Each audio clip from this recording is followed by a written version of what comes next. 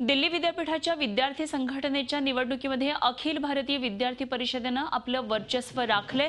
दिल्ली विद्यापीठ विद्यार्थी संघटनेचे अध्यक्ष, उपाध्यक्ष आणि सचिवपदी अभाविपचे उमेदवार निवडून आलेले आहेत। तर सहसचिवपदी National Student Union of India अर्थात NSUIच्या उमेदवारांना संधी मिळालेली आहे। अभाविपनं या निवडणुकीमध्ये 4 पैकी 3 जागा पटकावल्यात। अध्यक्षपदी अमित तंवर, उपाध्यक्षपदी प्रियंका छाबरी, सचिवपदी अंकित सांगवान निवडून आलेले आहेत। तर सहसचिवपदी NSUIचा मोहित सांगवान विजयी झालेला आहे। यंदा झालेल्या विद्यार्थी संघटनेच्या निवडणुकीत अभाविप, NSUI आणि डाव्या पक्षांची आयसा यांच्यामध्ये तिरंगी लढत झाली। पुढच्या वर्षी दिल्लीतल्या 3 महानगरपालिकांच्या निवडणुका आहेत, त्यामुळे या निवडणुकीला एक विशेष महत्त्व प्राप्त झालेलं होतं। विद्यार्थी संघटनांच्या माध्यमातून राजकीय पक्ष सुद्धा या निवडणुकीमध्ये उतरलेले होते। दिल्ली विद्यापीठाच्या अंतर्गत येणाऱ्या 50 महाविद्यालयातल्या विद्यार्थ्यांनी यासाठी मतदान केलं। JNU विद्यार्थी संघटनेचा निकाल सुद्धा शनिवारी रात्री उशिरापर्यंत किंवा रविवारी सकाळपर्यंत लागण्याची शक्यता आहे, त्यामुळे आता सर्वांच्या नजरा या JNU कडे लागलेल्या आहेत। मैं कहना चाहता हूँ, जो भी हमने वादे करे थे, जो मैनिफेस्टो थे, हम उसे पूरा करेंगे हर तरह से। हमारे पावर, हम मानते हैं कि हमारे 3 सीट नहीं आ पाई, उसके लिए हम थोड़े उदास भी है, लेकिन ये बताना चाहूंगा उनका जो मार्जिन था वो बहुत कम था और जिस पे हम जीते उसमें बहुत मजा था। मार्जिन से हम जीते हैं, तो हम उनके बच्चों के साथ जो काम, बच्चों के बीच में रह के जो काम करते, बेशक हम हारते, लेकिन बच्चों के साथ मिलकर हम काम करते थे, हर जगह खड़े रहते थे। और इस बार जो हमने मैनिफेस्टो लॉन्च करा, हम उसके लिए जरूर काम करेंगे। NSUI जो 1 सीट जीती है वो बहुत बड़े मार्जिन से जीती है। प्रेसिडेंट हमारा बहुत कम वोटों से आ रहा है, बाकी तीनों पे हमने क्लोज फाइट दी है। और जो ABP का कैडर वोट था हमने बिल्कुल अब की बार खत्म कर दिया है। ये NSUI की धमाकेदार एंट्री है यूनिवर्सिटी में। अगली बार हम 4 सीटों पे जीत के आएंगे। सारा श्रेय संगठन का, संगठन के कार्यकर्ताओं का है, जो 12 महीने छात्र हितों के लिए लड़ते हैं, उनके बीच में जाते हैं और कार्यकर्ता के रूप में काम करते हैं। और दिल्ली विश्वविद्यालय के सभी छात्रों ने जो उनके हितों की लड़ाई को लड़ते हैं, उनको श्रेय दिया और उनको जीत दिलाई।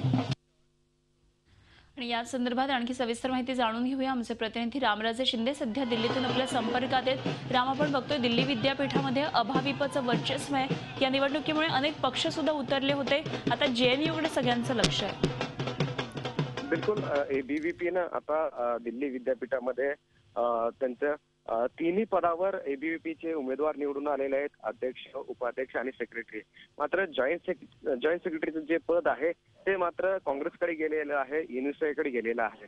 परंतु आता सर्वात महत्त्वाचे ज्या गोष्टीकडे लक्ष लागलं होतं त्या JNUचा रिझल्ट जो आहे तो आज रात्री उशिरापर्यंत येण्याची शक्यता आहे।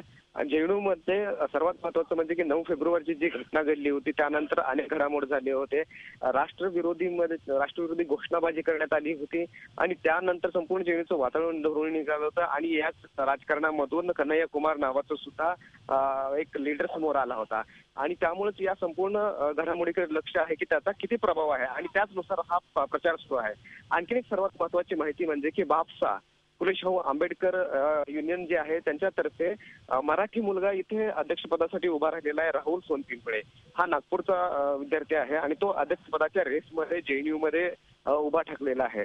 आणि अध्यक्ष जे भाषण होतं त्या भाषणामध्ये सुद्धा राहुल सोनपिंपळे यांनी चांगलं भाषण केलेलं आहे, त्यामुळे त्याला समर्थन सुद्धा मोठ्या प्रमाणावर मिळत आहे। जर राहुल सोनपिंपळे जर निवडून आला तर इतिहासामध्ये पहिल्यांदाच मराठी अध्यक्ष म्हणून JNUचा म्हणून त्याचं नाव नोंदवलं जाणार आहे। त्यामुळे आजच्या या निकालाकडे सर्वांचं लक्ष असणार आहे। ABVP कडून अपेक्षा मात्र कमी आहेत या ठिकाणी, कारण JNU हा नेहमीच डाव्यांचा गड राहिलेला आहे आणि 2 संघटना आता डाव्यांच्या एकत्र आलेल्या आहेत, त्यामुळे डाव्यांना इथं निवडणुकीमध्ये वर्चस्व मिळेल असे अपेक्षा आहे। मात्र काउंटिंग चालू आहे अजून सुद्धा आणि आज रात्री किंवा उद्या सकाळपर्यंत हा निर्णय येईल आणि त्यानंतर JNUचं चित्र स्पष्ट होईल।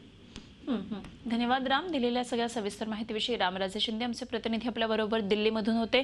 तर आता लक्ष लागलेलं आहे ते JNUच्या निकालाकडे। झी 24 तास रहा एक पाऊल पुढे।